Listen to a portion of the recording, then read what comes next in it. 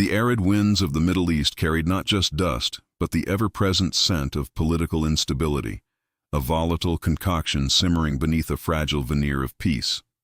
Nations were chess pieces, moved by unseen hands, and the shadows stretched long over ancient lands. In this crucible of power and ambition, a clandestine organization known only as the Serpent's Coil was meticulously weaving a tapestry of chaos. Their whispers spoke of a major destabilizing event, an act so audacious it promised to reshape the geopolitical landscape, plunging the region into an abyss from which few believed it could emerge. This was not merely terrorism, it was a calculated, strategic dismantling of order, orchestrated by minds as brilliant as they were ruthless. Against this terrifying backdrop, Mossad, Israel's formidable intelligence agency, had initiated Operation Jericho. Its mandate was simple, yet staggering in its complexity. Uncover and neutralize this existential threat before the Serpent's Coil could strike. Deep within the labyrinthine corridors of Mossad headquarters, a select few understood the true gravity of the situation. Among them was Elias Vance, a name whispered with a mixture of respect and pity. Vance was a brilliant operative, his mind a steel trap of analytical prowess. But his eyes held the haunted gaze of a man who had seen too much. A past tragedy, a mission gone horribly wrong years ago, had carved an indelible scar on his soul, leaving him driven by a silent, relentless fury. He lived for the mission, for the chance to prevent others from enduring the same loss he had. Initial intelligence reports were fragmented, like shards of a broken mirror, yet a pattern began to emerge. Whispers, coded messages intercepted from deep web forums, and anonymous tips pointed towards a secret meeting. Not just any meeting, but a gathering of the radical leaders who comprised the Serpent's Coil, a convocation where the final details of their devastating plan would be cemented. Elias pored over the data, his fingers tracing patterns on holographic displays, his mind working at a feverish pace. Every anomaly, every subtle shift in communication was a potential clue. The stakes were immeasurable. Failure was not an option. As Elias delved deeper, a disquieting sensation began to prick at the edges of his consciousness. There were subtle misdirections, pieces of information that, upon closer scrutiny, seemed designed to lead him astray. A report filed with an incorrect timestamp, a surveillance feed mysteriously corrupted at a crucial moment, a source suddenly going dark after providing a seemingly vital clue. It was nothing overt, no glaring red flags, but a series of almost imperceptible anomalies that suggested a deeper, more insidious problem. The unsettling realization began to dawn on him. There was a betrayal from within Mossad, a subtle misdirection designed to derail Operation Jericho from the inside. Someone was working against them, a ghost in the machine, and their presence made an already impossible task seem utterly insurmountable. The shadow of conspiracy had not only fallen over the Middle East, but had crept into the very heart of the organization sworn to protect it. Elias felt a cold dread settle in his stomach, knowing that the enemy was not just outside, but potentially lurking in the next office. The hunt for the Serpent's Coil had just become far more complicated, a perilous dance between external threats and internal treachery. The clock was ticking, and the world held its breath, unknowingly on the precipice of a global catastrophe. Before we continue, subscribe to the channel and tell us in the comments where you are watching from. Elias Vance, his gut churning with the unsettling suspicion of internal sabotage, pushed past the gnawing doubt to focus on the immediate threat. The whispers of the secret meeting, initially indistinct, coalesced into a digital trail leading to a highly encrypted network, a digital fortress seemingly impenetrable. This was where the Serpent's Coil conducted its most sensitive communications, a dark web of data shrouded in layers of sophisticated algorithms. Elias knew he needed more than just his team's considerable skills. He needed a specialist, someone who lived and breathed cryptography. That need led him to Dr. Lena Petrova, a name whispered with a certain reverence in the obscure circles of cybersecurity. Lena was a civilian, an academic with disheveled hair and eyes that held the intense, focused light of a brilliant mind. She had been reluctantly brought in by Mossad, her initial resistance palpable. Her disdain for governmental bureaucracy was clear, yet a deeper, more personal connection to the region compelled her involvement. Her younger brother, a bright but idealistic young man, had vanished years ago, believed to have been lured into the shadowy embrace of radical groups operating in the very region the Serpent's Coil now threatened. This personal wound, unhealed and raw, was the silent agreement that bound her to Elias's mission, a desperate hope that cracking these codes might somehow lead her closer to answers about her brother. The collaboration began awkwardly, a clash of Elias's hardened pragmatism and Lena's intellectual purism. Yet, as they delved into the digital labyrinth, a grudging respect began to form. The Serpent's Coil was not merely using standard encryption. They had crafted a bespoke architecture, a series of digital traps and counterintelligence operations embedded within their network. Every attempt to penetrate deeper was met with sophisticated countermeasures, each a digital minefield designed to alert them to intrusion and erase any trace of their plans. During one particularly harrowing attempt at data extraction, a surge of malicious code erupted from the network, a digital scream that threatened to fry their systems. It was a close call, Lena's quick thinking diverting the worst of the attack, but not before a critical server briefly went offline.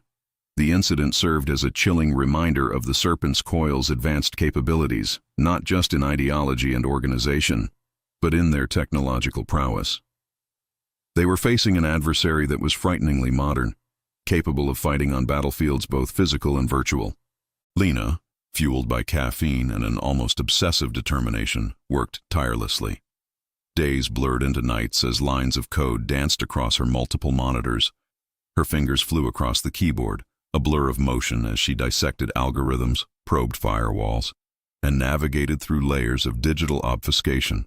Then, one pre-dawn morning, a breakthrough, a flicker, a momentary weakness in the coil's defenses allowed her to snatch a partial message, a fragment of communication buried deep within a seemingly innocuous data packet. The message was heavily encoded, but Lena's expertise allowed her to peel back enough layers to reveal a single, chilling phrase repeated several times: Operation Obsidian. The codename hung in the air, a dark prophecy of the impending catastrophic event. Elias felt a surge of grim satisfaction. They had a name, a target. But the full meaning of Obsidian remained a mystery, a puzzle piece still waiting for its context, and the lurking ghost within Mossad continued to cast its long, unsettling shadow. The hunt had just intensified, the stakes soaring with each deciphered letter. The discovery of Operation Obsidian created a fragile working relationship between Elias Vance and Dr. Lena Petrova, a bond underscored by a persistent mutual suspicion. Elias admired Lena's brilliance, her almost supernatural ability to dissect complex algorithms, yet he remained wary of her civilian status and her deeply personal connection to the region, knowing how easily emotions could cloud judgment in their world. Lena, in turn, respected Elias's unwavering dedication and strategic mind, but she viewed his Mossad training with a cynical eye, a system she felt had failed her by not finding her brother. Their interactions were a delicate dance of shared purpose and unspoken reservations, each testing the other's resolve and true intentions.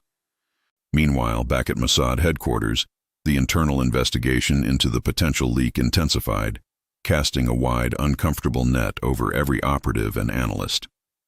The air was thick with mistrust, whispers turning into accusations as loyalty was questioned at every level. Elias felt the pressure acutely, knowing that the mole's continued presence jeopardized not only Operation Jericho, but the lives of countless innocents. He watched his colleagues with a new, critical eye, searching for any telltale sign of disloyalty. It was Commander Ben Carter, a senior Mossad official, who appeared overly eager to dismiss certain leads.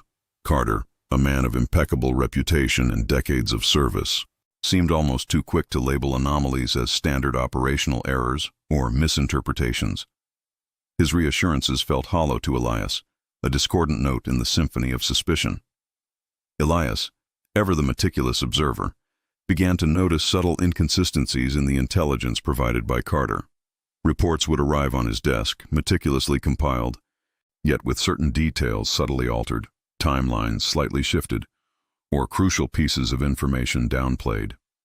It was never enough to warrant outright accusation, but it was enough to plant a seed of doubt, a gnawing feeling that something was profoundly wrong. Carter's calm demeanor, his confident dismissals, now seemed less like leadership and more like a carefully constructed facade. Lena, immersed in her own research, stumbled upon a historical connection that sent a shiver down her spine. While tracing the origins of some of the Serpent's Coil's more obscure encryption methods, she found references to a former Mossad agent, a brilliant but disillusioned operative who had vanished decades ago under mysterious circumstances. This agent's writings, discovered in obscure digital archives, hinted at a radicalized ideology, a twisted sense of justice that resonated disturbingly with the rhetoric they had intercepted from the Serpent's Coil. Could there be a link? A legacy of betrayal stretching back through time, now manifesting in the present? The thought was chilling, a deep-rooted infection within the very organization meant to protect. As Elias wrestled with these burgeoning suspicions, a cryptic warning reached him through an anonymous, untraceable channel. It was a single, coded message, delivered to a burner phone he kept for emergencies, a device known only to a handful of trusted contacts. The message was brief, stark, and utterly terrifying. "The snake is inside the nest. Trust no one." The words echoed in his mind, confirming his worst fears. Someone was actively working against them. Someone with access to Mossad's inner workings. Someone who knew enough to send such a precise, terrifying warning. The mole was real, and they were closer than Elias had ever dared to imagine. The fragile alliance with Lena, the mounting inconsistencies with Carter, and now this anonymous message, they all coalesced into a harrowing realization. The enemy was not just outside, but deeply embedded within, twisting the very fabric of their mission. The hunt for Operation Obsidian had become a desperate race against time, complicated by the chilling prospect of a traitor in their midst, a ghost in the machine now operating with terrifying clarity. Elias Vance and Dr. Lena Petrova now faced a daunting task, operating as a covert unit within their own organization, meticulously navigating the treacherous currents of suspicion to verify their burgeoning fears about Commander Ben Carter. The anonymous warning had solidified their resolve, transforming vague doubts into a concrete objective. They needed proof, undeniable evidence that Carter was not merely negligent, but actively complicit. Their plan was audacious, fraught with peril, demanding a level of deception that made Elias deeply uncomfortable, yet entirely necessary. They devised a strategy to test Carter's loyalty, a carefully constructed trap designed to expose his true allegiance. The core of their plan involved feeding him false information, a fabricated lead about a secondary decoy meeting location for Operation Obsidian. This misinformation was subtly woven into a routine intelligence briefing Elias was scheduled to deliver to Carter, disguised as a promising, albeit unconfirmed, development. The hope was that if Carter was indeed the mole, this false lead would surface elsewhere, perhaps in an intercepted Serpent's Coil communication, or worse, directly hinder a Mossad operation based on this deliberately misleading intelligence. The false flag operation, however, went awry in an unexpected and alarming manner.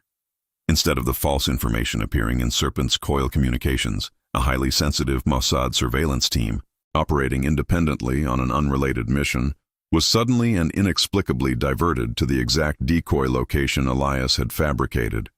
The team, acting on what appeared to be legitimate, high-level orders, spent crucial hours pursuing a ghost, their resources wasted, their true mission compromised. This wasn't just a leak. It was an active manipulation of Mossad's operational assets, a clear indication that the mole was not merely embedded, but possessed the authority and cunning to redirect resources, effectively sabotaging from within. The realization sent a cold dread through Elias. The traitor wasn't just observing, they were actively orchestrating. Elias immediately sought out Carter, the incident boiling within him. The confrontation was tense, a carefully choreographed dance of veiled accusations and artful deflections. Elias presented his concerns about the diverted surveillance team, framing it as an inexplicable operational blunder. Carter, maintaining his characteristic composure, listened patiently, his eyes betraying nothing. He skillfully parried Elias's pointed questions, attributing the mishap to interdepartmental communication breakdowns and the fog of war, his explanations smooth, logical, and utterly unconvincing to Elias.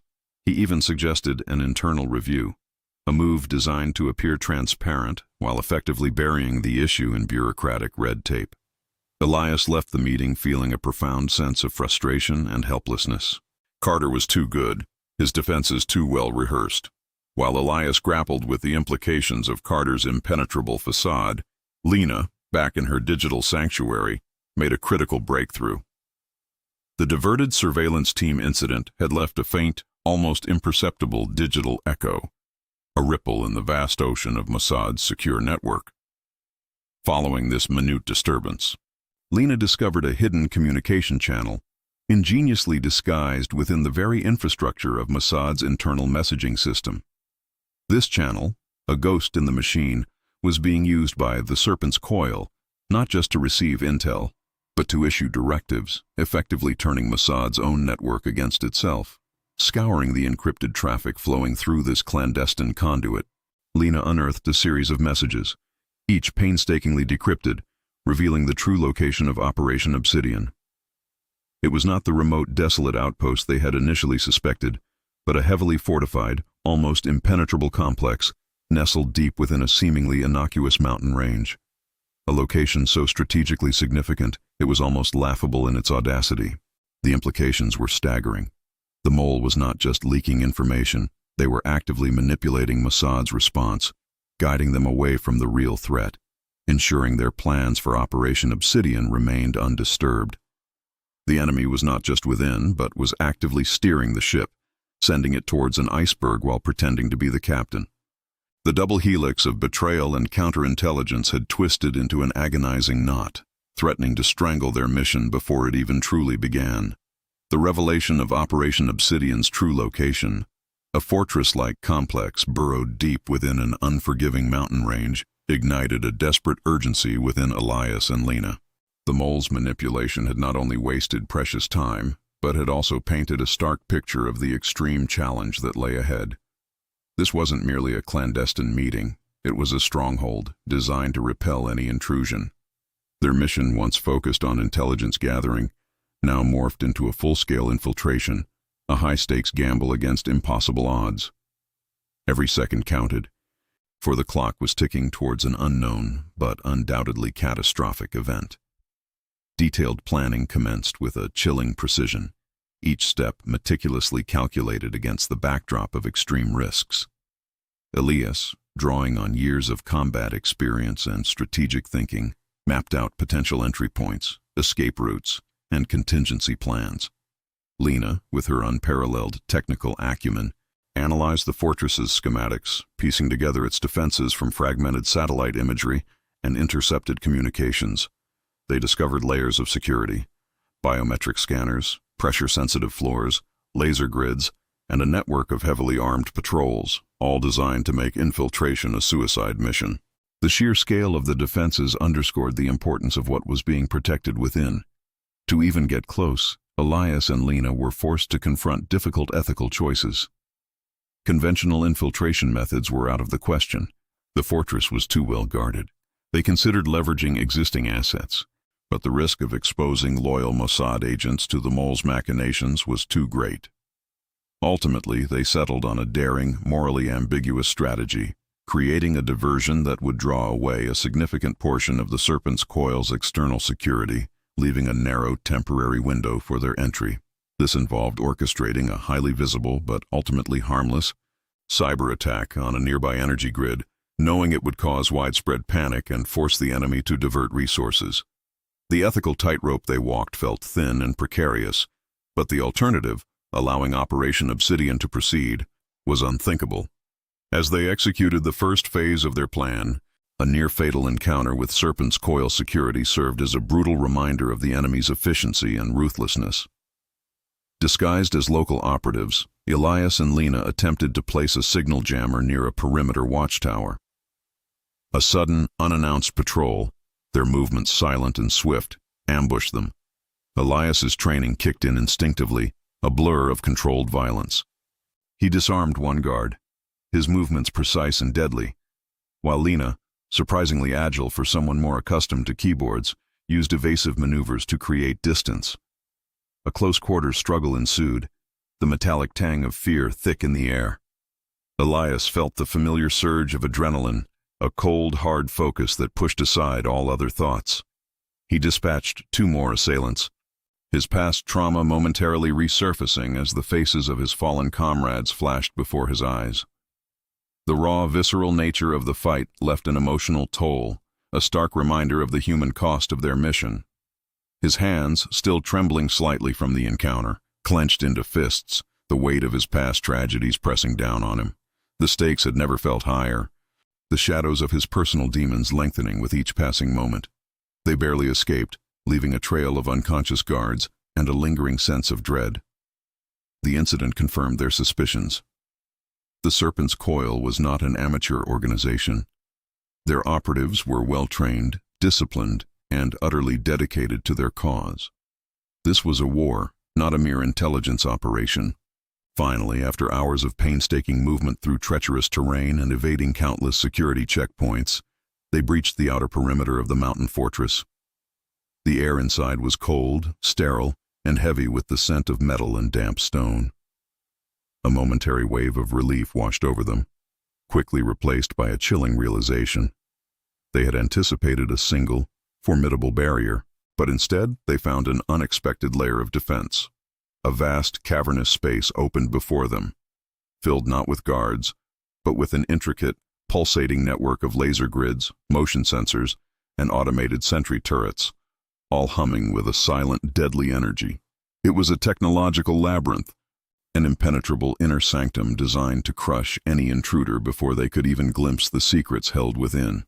The true challenge had only just begun. The pulsating network of laser grids and automated turrets presented a formidable, almost insurmountable obstacle. But Elias and Lena, their nerves frayed but resolve hardened, pressed on. Lena, her fingers flying across a compact, modified tablet, began to systematically dismantle the fortress's inner defenses. Lines of code scrolled across her screen, a digital symphony of intrusion and disruption. Each successful bypass was met with a faint click or hum from the ancient machinery, signifying a path cleared, a trap disarmed. Elias, ever vigilant, moved like a shadow, his weapon raised, covering her as she worked, his senses acutely aware of every creak and distant echo within the cavernous space. The air grew colder, the silence heavier, amplifying the tension to an almost unbearable degree. They finally navigated the technological labyrinth, emerging into a vast, circular chamber, the air thick with the murmur of voices and the faint scent of incense. Before them, illuminated by soft, strategically placed lights, sat the radical leaders of the Serpent's Coil, their faces etched with fanaticism and cold resolve. Elias and Lena remained hidden in the shadows of an alcove, their eyes scanning the assembly. The rhetoric, when it came, was chillingly clear, delivered with a fervor that promised cataclysm. Speaker after speaker articulated a vision of a world consumed by chaos, a deliberate dismantling of existing power structures, all under the banner of a twisted ideology. Elias felt a cold dread creep through him as he listened, the scale of their ambitions sickeningly vast. Then the true nature of Operation Obsidian was laid bare.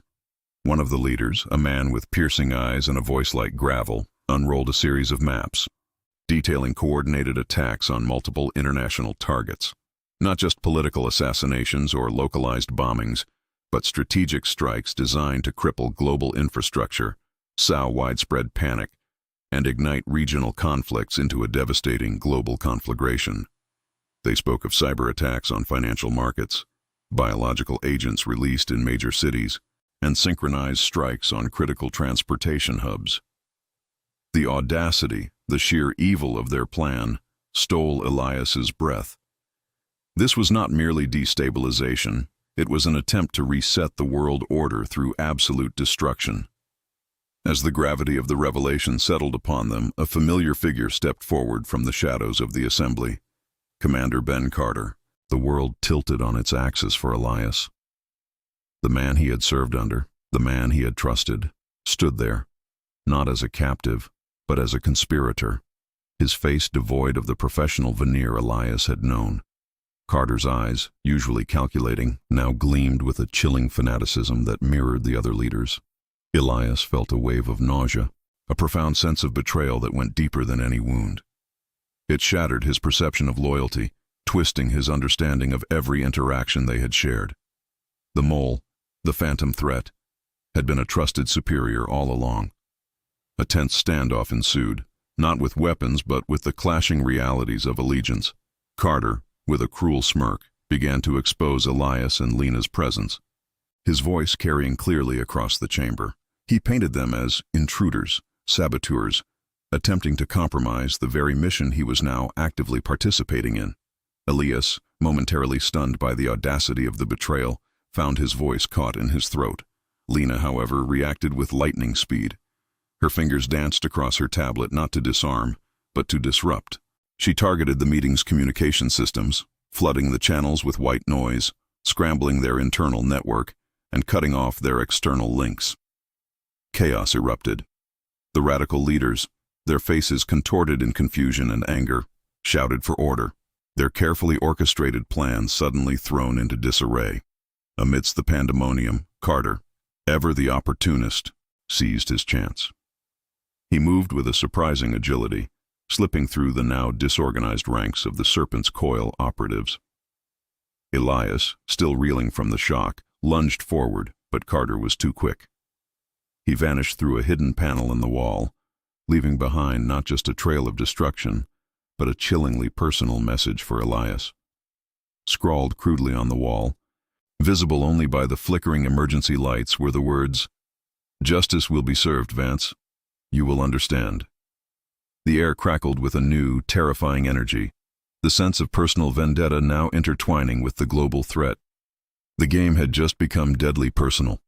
The scrawled message on the wall ignited a primal fury within Elias. Justice, Carter had written, a twisted mockery of the very concept. The betrayal cut deeper than any physical wound, a searing brand on his soul.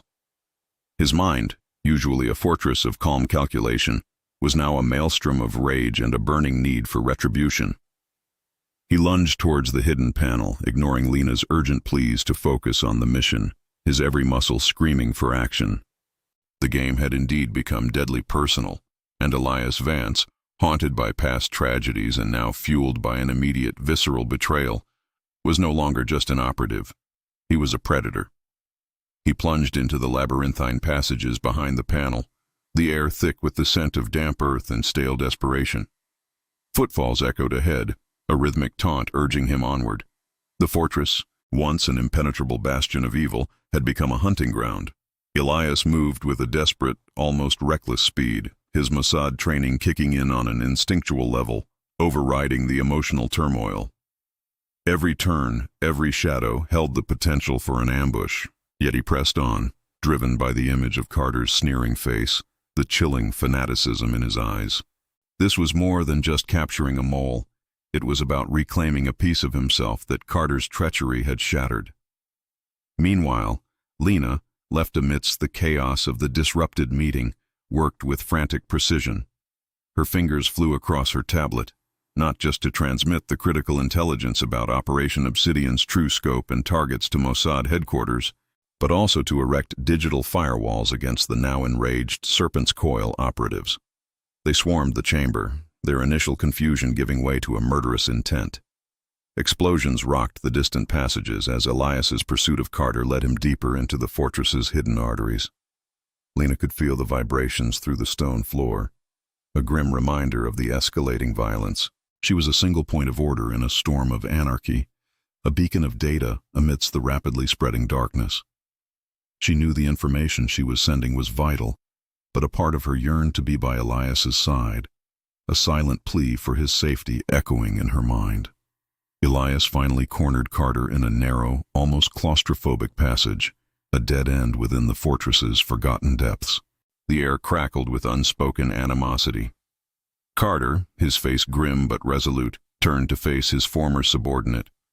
There was no longer any pretense, no illusion of loyalty. Their confrontation was brutal, a visceral exchange of blows that transcended mere combat.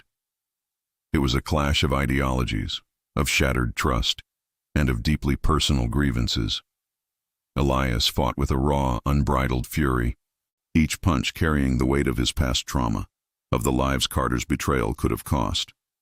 Carter, surprisingly agile for his age, met him with a cold, calculated ferocity, his movements precise, almost surgical.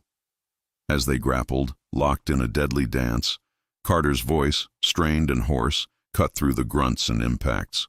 He spoke of a past Mossad operation, a mission gone wrong years ago, where his own family had been caught in the crossfire, sacrificed, he believed, for political expediency. He saw the serpent's coil not as terrorists, but as instruments of a necessary cleansing, a violent reset button for a world he perceived as corrupt and irredeemably broken. His twisted sense of justice, born from that deep personal loss, had festered, transforming him from a dedicated officer into a radical zealot. He believed Elias and all of Mossad were complicit in the systemic failures that had destroyed his life. The revelation hung heavy in the air, a chilling justification for unspeakable acts. Elias, his body aching, his mind reeling from the confession, was faced with an impossible choice. Carter was defeated, beaten, but not broken. The man before him was a monster, but a monster born of profound pain. Duty demanded his capture, his neutralization. But the raw human element of Carter's twisted motivations, however abhorrent, resonated with Elias's own haunted past.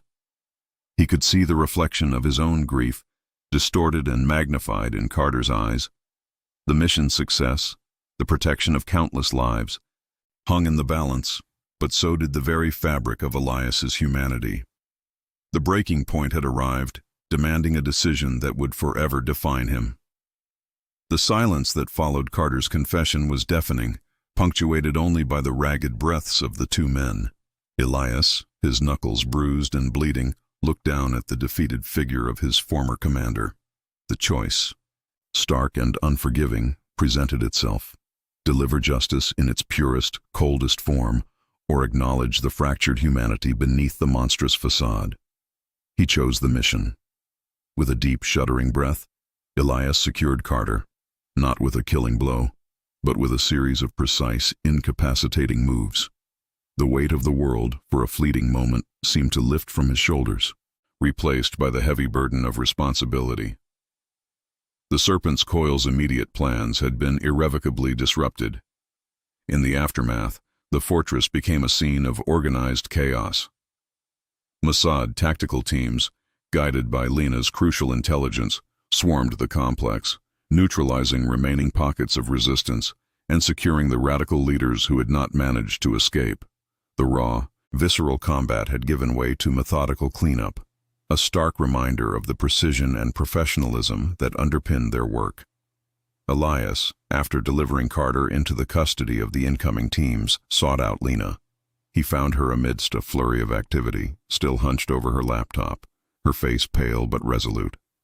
Their eyes met, a silent acknowledgement of the crucible they had endured, the shared trauma, and the fragile victory they had clawed from the jaws of catastrophe.